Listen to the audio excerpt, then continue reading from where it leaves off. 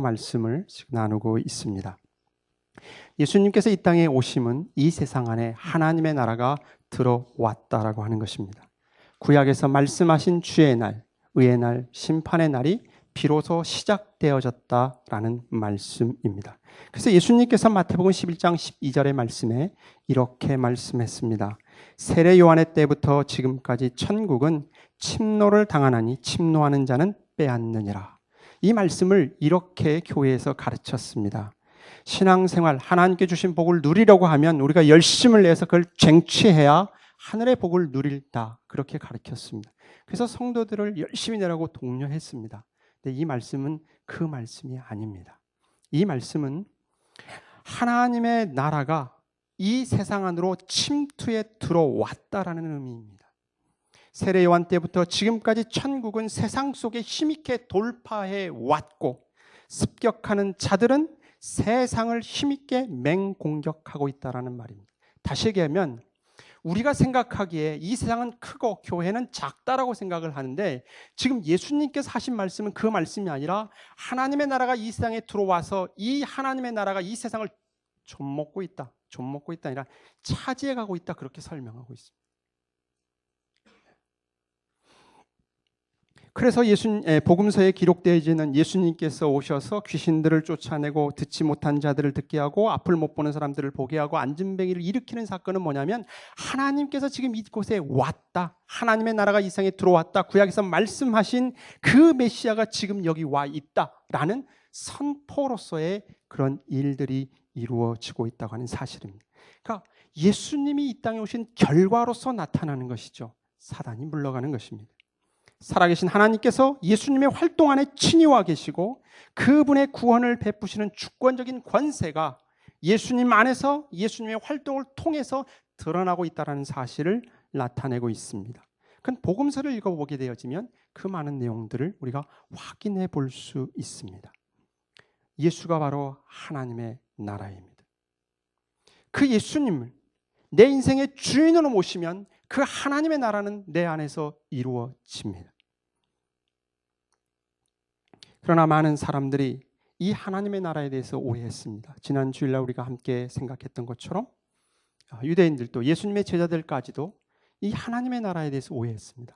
정치적으로, 경제적으로, 어떤 군사적으로 아니면 교회 역사 속에서 사회의 어떤 정화적인 운동 측면 속에서 이루어지는 하나님의 나라로 이해했습니다. 그러나 예수님은 그렇게 말씀하지 않았습니다. 하나님의 나라는 눈에 보이지 않는다. 이 세상의 방법으로 임하는 것이 아니다라고 선포하셨습니다. 그 하나님의 나라에 대한 또 다른 오해가 오늘 로마 교회 안에 있었습니다. 오늘 본문의 말씀은 로마서 14장 전체를 읽어야 되는데 너무 길어서 중간 13절에서 18절 말씀까지만 읽었습니다만은 로마서 이 14장 안에 드러나 있는 하나님의 나라에 대한 오해, 교회 안에 가지고 있는 하나님의 나라에 대한 오해가 두 가지로 나타납니다. 하나는 뭐냐면 어느 날을 주일로 지킬 것인가에 대한 문제였습니다. 어느 날을 주일로 지켜서 그 날의 시작이냐 끝이냐, 어느 날을 주일로 지킬 것이냐, 이거 가지고 첨예한 대립이 있었습니다. 또 한 가지는 이방 신전에 바쳐진 고기를 먹느냐 마느냐 하는 문제였습니다. 이것은 로마 교회뿐만 아니라 고린도서에 보낸 편지 가운데서도 우리가 확인해 볼 수 있었던 것처럼 그 당시에 많은 교회들이 이런 동일한 문제를 가지고 있었던 것을 보게 되어집니다. 전에는 예수님을 믿지 아니하였을 때는 이방이 신전에 바친 고기를 먹었는데 이제는 예수님을 믿음으로 말미암아 우상의 제물을 먹지 않는다라는 사람들이 있었고, 원래 우상은 없다. 그러니까 그거 먹어도 상관없다라고 하는 사람들이 있었습니다. 그것이 교회 안에 논쟁이 있었고 심지어는 서로 정죄와 비난이 있었습니다. 그들을 향해서 지금 바울이 하고 있는 내용이 무엇인가 하는 것이죠. 하나님의 나라는 그렇게 먹는 것, 무엇을 먹을까, 무엇을 먹지 말아야 될까 구별하는 곳에서 오는 것이 아니다라고 설명을 하고 있습니다. 그것은 하나님의 나라의 속성이 아니다라고 이야기하고 있습니다.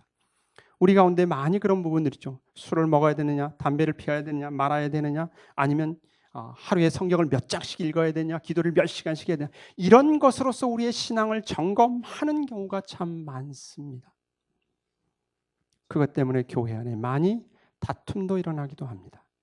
네, 바울을 통해서 하나님께서 우리에게 주시는 것은 그게 아니다라는 것이죠. 그것은 이 세상의 방식대로 하나님의 나라를 정의하는 것이다라고 이야기를 하면서 바울의 얘기는 율법주의적인 형태로 신앙을 정의하지 마라. 그것이 훨씬 쉬울 수 있지만 그게 하나님의 나라가 아니다라는 것입니다. 예수님께서 이 땅에 오셔서 하나님의 아들이신 예수님께서 이 땅에 오셔서 죽고 부활하신 이유가 바로 그러한 문제의 옳고 그름을 드러내기 위한 것이 아니다 설명하고 있습니다. 하나님의 나라는 그렇게 임하는 것이 아니다. 오직 성령 안에서 의와 평강과 희락이다. 그러니 서로 비판하는 것을 멈추고 화평의 일과 서로 덕을 세우는 일에 힘써라. 그게 19절의 말씀입니다.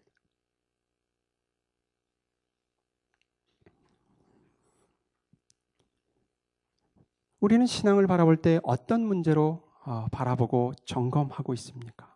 무엇 때문에 우리는 서로 다투고 있습니까? 우리들이 사는 삶의 방식을 따라 어떤 것을 하지 않으면 그리스도인이고 어떤 것을 행하면 그리스도인이라고 여기는 것, 그게 아닙니다. 신앙을 도덕적으로 율법적인 형식으로 이해해서는 안 됩니다. 물론 그런 시기가 있습니다. 신앙을 시작하게 되면 그런 시기가 있지만 성경은 좀 더 그 높은 차원으로 우리를 이끌어가고 있다는 사실을 잊어버려서는 안 됩니다. 그럼 하나님의 나라는 무엇입니까? 하나님의 나라의 속성은 무엇입니까? 물론 이 말씀을 이해할 때 우선 어떤 그 맥락 속에서 이 말씀이 주어졌는가에 대한 생각을 해야 됩니다. 바울이 지금 이 말씀을 할 때 어떤 맥락, 그래서 로마서 14장 전체를 이렇게 읽어봐야 됩니다. 어떤 교회 안에 그런 문제가 있을 때에 드러나는 것은 서로의 주장을 강조하는 것이 하나님의 나라가 아니고 하나님의 나라는 성령 안에서 의와 평강과 기쁨이다. 17절 말씀을 쉬운 번역본으로 읽어드리겠습니다.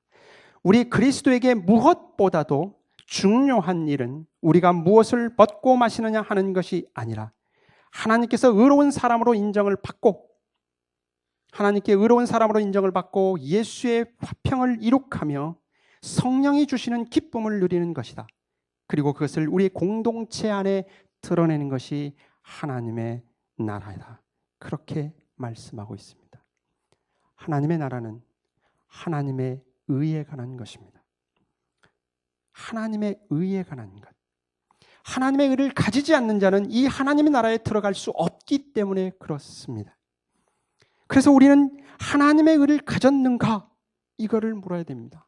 그리고 하나님의 의를 가졌다고 하면 같은 믿음을 가진 사람들과의 관계 속에서 하나님의 공의를 드러내야 합니다. 하나님의 다스림을 받는 자로서 다른 사람들에게 드러내는 덕과 진실에 관한 것, 그것이 하나님의 의에 대한 이야기입니다. 그런데 우리는 종종 많이 실수를 하는 것이 누가복음 18장에도 나와 있던 것처럼 누가복음 18장 예수님의 비유 가운데 바리새인과 그 다음에 세리가 기도하는 장면이 나옵니다. 두 사람이 성전에 올라가서 기도합니다. 바리새인은 서서 이렇게 기도합니다. 하나님, 제가 다른 사람들처럼 착취하는 자나 불의한 자나 가늠한 자가 아니고 이 세리와도 같지 않은 것을 주께 감사드립니다. 저는 일주일에 2번씩 금식하고 제가 얻은 모든 것들의 11조를 드립니다. 세리는 이렇게 기도드립니다. 감히 하늘을 향해 눈을 들지 못하고 자기 가슴을 치며 하나님, 저는 죄인입니다. 불쌍히 여겨주십시오. 여러분, 바리새인만큼 이렇게 신앙생활 열심히 하신 분 있습니까? 우리가 보기에 얼마나 의로운 사람입니까? 그런데 예수님은 뭐라고 그러냐면 바리새인에게는 의가 없다 그랬습니다. 바리새인은 의가 없다. 내가 너에게 말하는 저 바리새인보다 이 세리가 의롭다는 인정을 받고 자기 집으로 내려갔다. 하나님의 의는 행위에 근거한 것이 아닙니다. 행위를 통해서 모든 것을 분별한다고 하는 것은 그것은 하나님 앞에 의를 드러낼 수 없습니다. 이 비유를 시작할 때 예수님은 이런 사람들을 위해서 비유를 시작했습니다. 예수께서 자신들에 대하여 스스로 의롭다고 믿고 다른 이들을 멸시하는 어떤 이들에게 이렇게 기록했습니다. 그러면서 예수님께서 한 나이, 그러니까 예수님께 아이들이 오니까 제자들이 막았습니다. 그 아이들이 오는 걸 용납하지 말아라. 그렇게 얘기하면서 이렇게 얘기합니다. 하나님의 나라는 이런 자들의 것이다. 어린아이와 같은 자들의 것이 하나님의 나라다. 그렇게 설명을 합니다. 그럼 우리는 쉽게 생각하지, 야, 어린아이처럼 순수해야 된다. 이런 생각하는데 여러분, 어린아이가 순수한 거 봤습니까? 어린아이 순수하지 않습니다. 왜요? 죄를 가지고 태어나기 때문에 그렇습니다. 결코 순수하지 않습니다. 영특합니다. 문제는 어른들보다 크지 않아서 웃고 넘기는 것이지.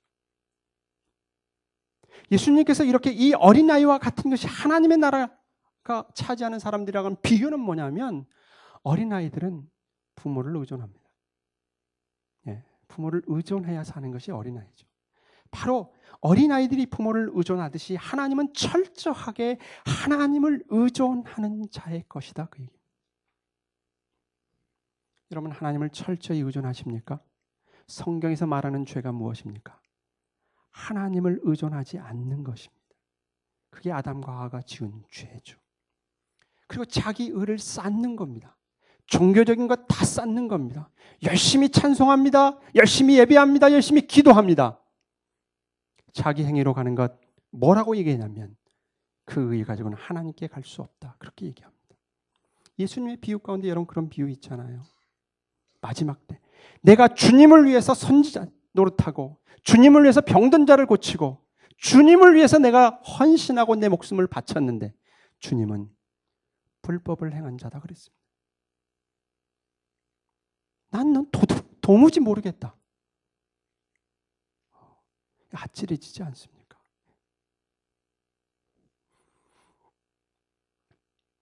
그래서 우리는 하나님 앞에 내가 진정 의로운 자인가 물어야 합니다. 그리고 더 나아가서 내가 진정 하나님께 의로운 자라면 그 의를 어떻게 얻었는가를 물어야 합니다. 그게 지금 인간 관계 속에서 같이 신앙을 나누는 사람들 관계 속에서 갈등이 생겨났을 때 그걸 풀어가는 방식이 하나님의 나라의 방식이 뭐냐? 그 의를 묻는 것.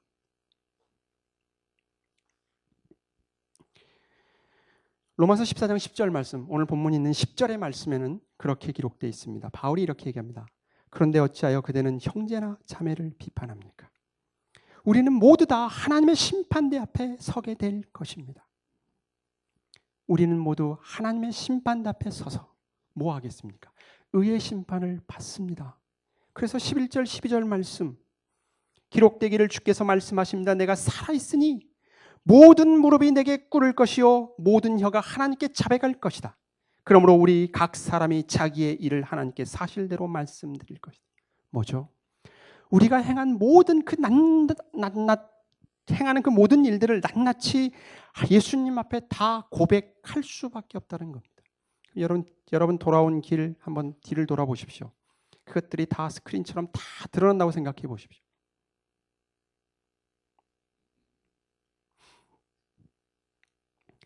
하나님의 의로운 심판대 앞에 섰을 때 우리는 하나님께 의롭다 칭함 받을 수 있는 사람 아무도 없습니다.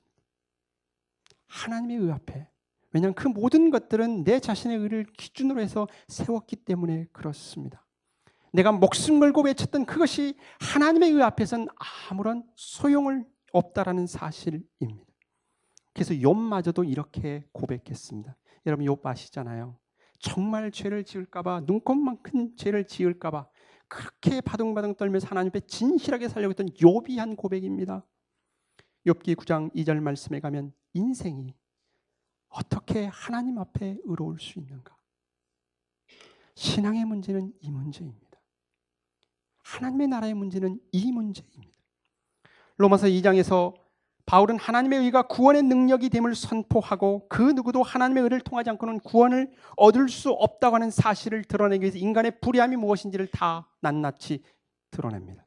그리고 나서 3장 10절에 가서 의인은 없나니 한 사람도 없다고 선언하십니다. 이것이 인생의 문제입니다. 인간의 문제입니다. 우리 안에서는 나올 만한 것이 아무것도 없습니다. 하나님의 보시기에 의로운 것이.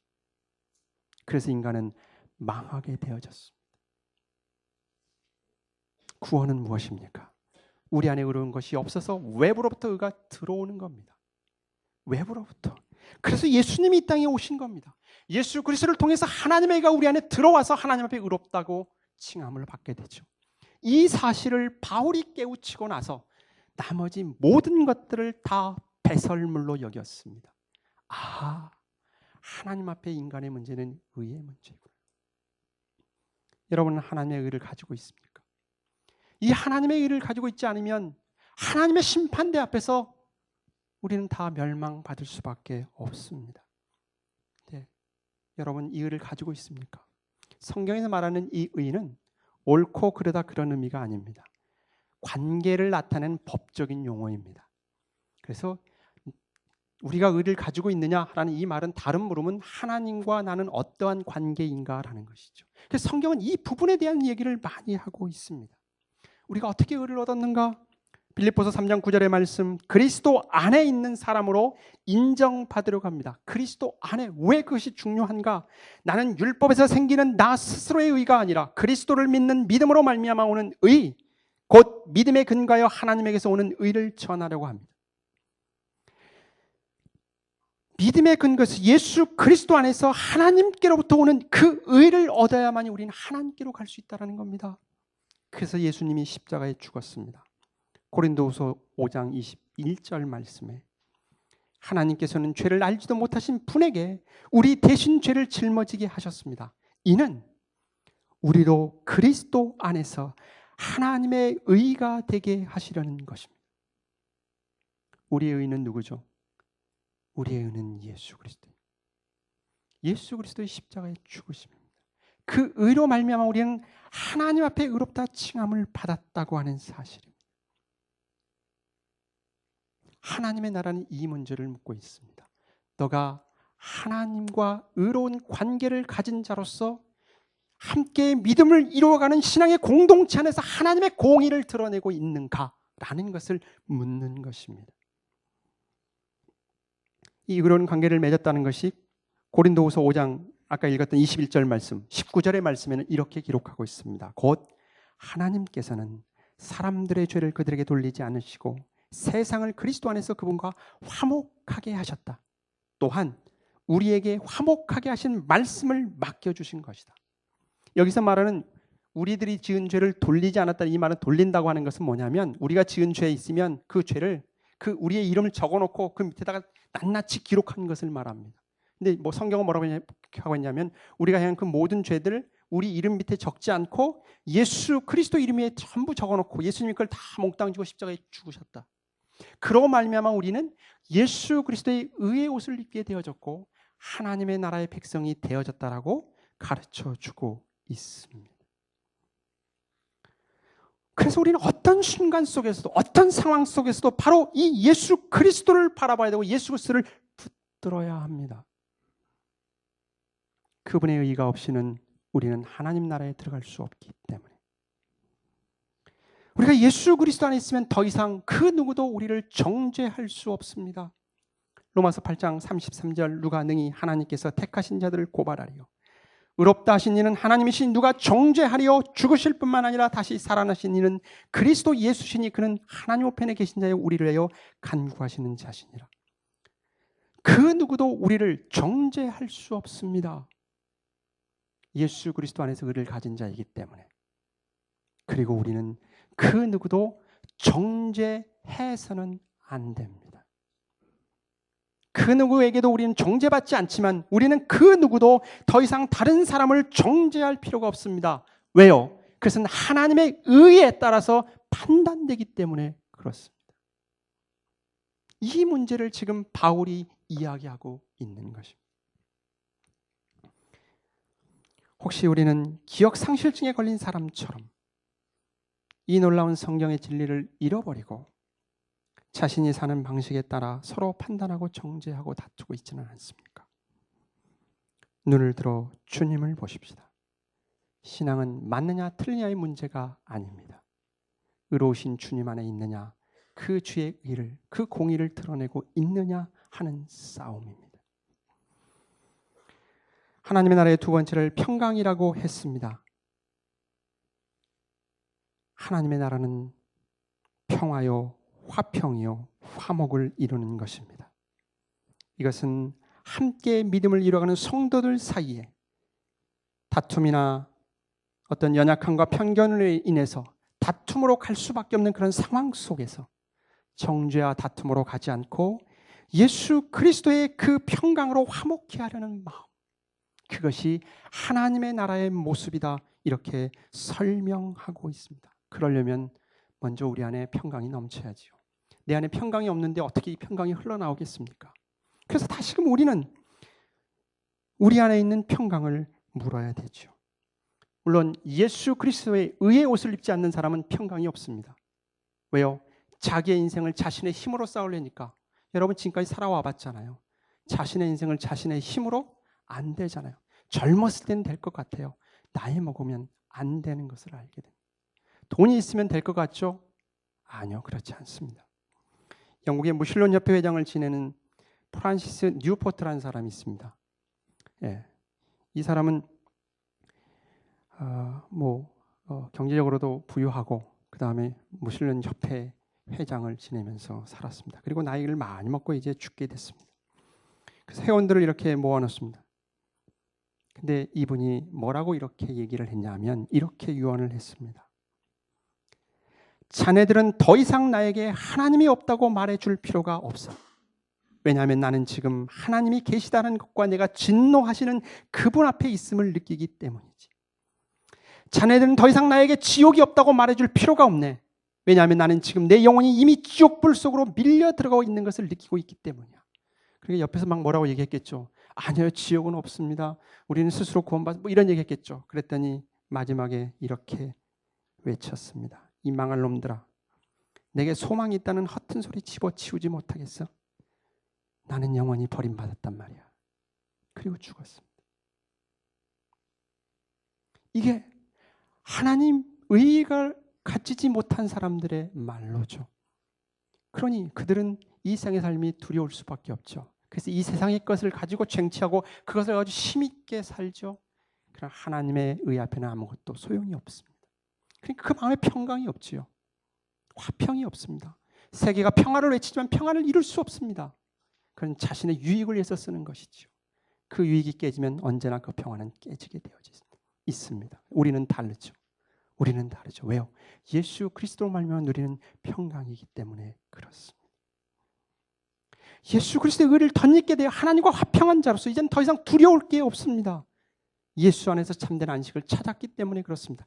그리고 더 나아가서 어떤 상황 속에서도 하나님께로 버림받지 않는다라는 이 사실을 알기에 더 이상 다른 사람과 화평을 이루는데 두려워할 필요가 없습니다. 우리가 함께 신앙생활합니다. 혼자 불림을 받는 것이 아니라 여러 성도님들이 같이 불림을 받아서 함께 예수님을 믿고 교회 생활을 합니다. 그러나 여러분 경험했던 것처럼 교회 생활을 하면서 마음에 차지 않을 때가 참 많습니다. 용납하기 어려운 사람도 있습니다. 교회 안에는 믿음이 좋은 사람도 있고 그렇지 않는 사람도 있습니다. 심지어는 교회 안에 있지만 아직 예수 그리스도를 주님으로 영접하지 못한 불신자들도 있을 수 있습니다. 또 교회를 나오는 이유가 예수를 믿었다기보다는 어떤 이민 생활 속에서 그 외로움 때문에 나오는 사람이 있을 수도 있고 또 장사하는 사람이 장사의 목적으로 나올 수도 있습니다. 정치인들은 정치의 목적으로 교회에 나올 수도 있습니다. 여러분 그런 사람들을 어떤 눈으로 보십니까? 어떤 눈으로 보십니까? 그런 사람들에 대해서 이상한 눈으로 보아서는 안 됩니다. 그것이 신앙이고 그것이 하나님의 나라입니다. 우리 모두가 온전히 예수님을 믿는다고 할지라도 신앙의 강조점이 달라서 서로 다툼이 일어날 수도 있습니다. 어떤 사람은 예배 출석하는 걸 제일로 삼을 수도 있고 어떤 사람은 전도하는 것을 제일로 삼을 수도 있고 어떤 한 사람은 성경을 힘써 읽는 것을 제일로 삼을 수도 있습니다. 여러 가지 강조점이 있을 수 있습니다. 그러나 그거 가지고 다투어서는 안 됩니다. 자신이 제일로 여기건 그 강조점을 지키되 그거 가지고는 싸워서는 안 됩니다. 우리는 다르지만 예수 그리스도 안에서 있다는 사실을 기억해야 됩니다. 그 다툼 속에서 다툼으로 가지 않고 그리스도의 그 화평을 이루어내는 것입니다. 왜요? 우리가 하나님과 화목한 자들이기 때문에 그렇습니다. 고린도후서 5장에 나와 있는 것처럼, 그리고 그 화목을 만들어가는 사람들이기 때문에 그렇습니다. 어떤 상황 속에도 우리가 기억해야 되는 것은 무엇이냐면, 우리가 구원받은 것은 내 안에 드러난 의가 아니라 하나님의 은혜로 말미암아 구원받았다는 사실을 놓치지 않기를 바랍니다. 하나님께서 나를 향한 긍휼과 자비하심으로 참고 인내하며 견뎌서 이 자리까지 이끌어 오셨다는 그 하나님의 은혜를 기억한다고 하면, 그 동일한 눈, 그 시각을 가지고 내가 용납하지 못하는 저 사람에게도 하나님이 동일한 마음을 갖고 있다는 사실을 여러분 잊어서는 안 됩니다. 강도는 십자가에서 죽기 직전에 구원받았습니다. 오늘은 아니지만 하나님의 성령의 역사하심 속에서 내일 언젠가 하나님의 자녀로 인정을 받고 하나님을 예배하는 자가 될 것입니다. 그것은 우리의 몫이 아닙니다.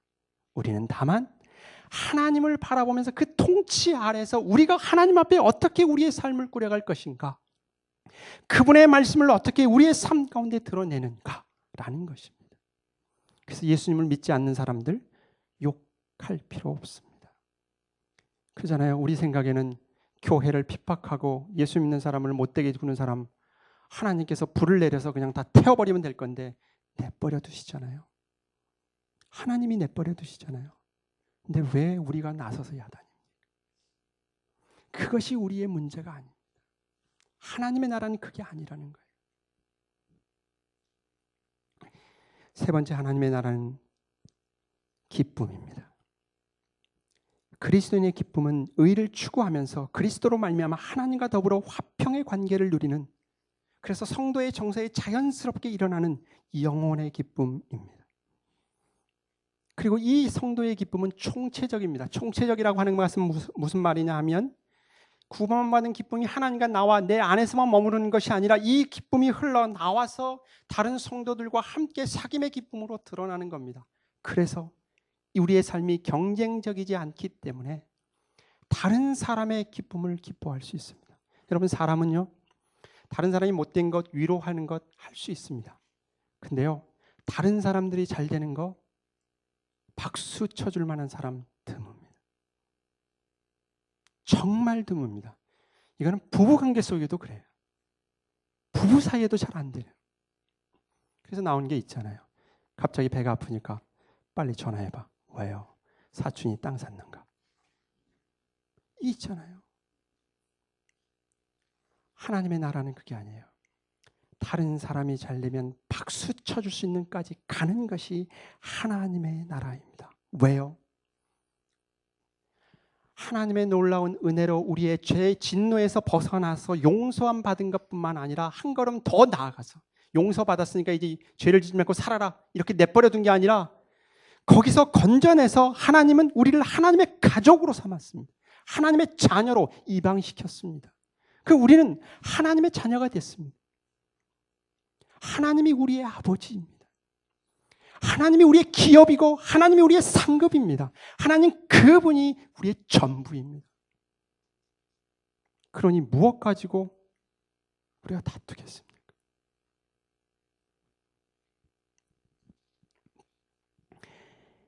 그래서 바울은 주 안에서 기뻐해라. 항상 기뻐해라. 내가 다시 말하노니 기뻐해라. 환난 가운데서도 기뻐해라. 환난은 이 세상에서 오는 것이잖아요.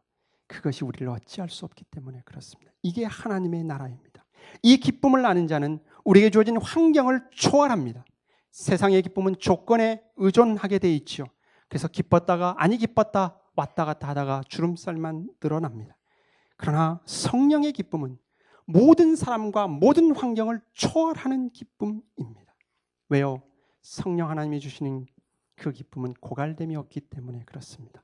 그래서 신앙의 싸움은 무엇이냐 하면, 우리가 무엇을 먹느냐 마느냐 그 문제가 아니라 언제나 하나님을 바라보는 싸움입니다. 어떠한 상황 속에서도 하나님께 의로운 자로서 인정받은, 의로운 자라고 하는 인정받은 자로서 서는 것이며 그것을 드러내는 것이며 예수 그리스도의 화평을 이루며 성령 안에서 기쁨을 누리는 삶을 사는 겁니다. 이것이 하루아침에 되지 않습니다. 그래서 우리를 모아주셨습니다. 그리고 우리에게 성경을 주셨습니다. 성경을 읽어보십시오. 얼마나 많은 부분이 이 말씀을 하고 있는지요. 성경이 어렵다라는 것은 다른 관점을 가지고 성경을 보기 때문에 그렇습니다. 내가 듣고 싶은 말을 찾기 때문에 그렇습니다. 그러나 하나님께서 성경을 통해 무엇라고 말씀하고 있는지를 그 하나님의 메시지를 따라가다 보면 송이꿀보다 다른 것과 이 세상에서 얻을 수 없는 하나님의 나라의 진정한 기쁨을 맛보게 되어지며 하늘에 속한 자로서의 삶을 살아가게 됩니다. 그러면서 우리는 매일매일 실패와 좌절과 절망 속에서 하나님의 사람으로 바뀌어져 갑니다. 하나님의 백성으로서 성품이 변화되어져 갑니다. 그 길을 가는 것이 신앙인의 삶이라는 사실을 기억하시고 오늘 다시 한번 하나님 앞에 부름받은 자로서 우리가 어떠한 모습을 가지고 내 인생의 삶을 살아가며 교회를 세워갈지를 진지하게 하나님 앞에 묻는 시간이 되어졌으면 좋겠습니다. 에베소 4장 1절과 3절 말씀을 읽어드리고 마치겠습니다. 그러므로 주 안에서 갇힌 내가 너희에 권하노니 주 안에서 갇힌 내가 너희를 권하노니 너희가 부르심을 받은 일에 합당하게 행하며 모든 겸손과 온유로 하고 오래 참음으로 사랑 가운데서 서로 용납하고 평안에 매는 줄로 성령이 하나 되게 하신 것을 힘써 지키라. 아멘.